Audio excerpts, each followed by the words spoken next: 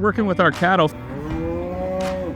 It's part of our inmate commissary fund to help gain revenue through working cattle, raising cattle, selling cattle, or even taking them to slaughterhouse, which we have a meat processing facility.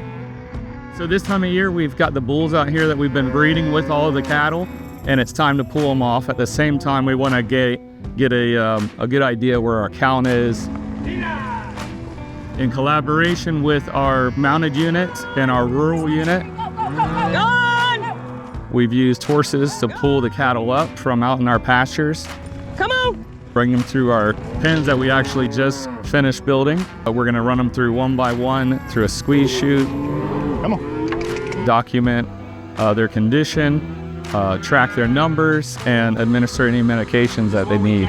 This is a great program. Not a lot of places have it, and this saves the taxpayers a ton of money. We don't have to go buy beef at the market rate. It's whatever we've raised.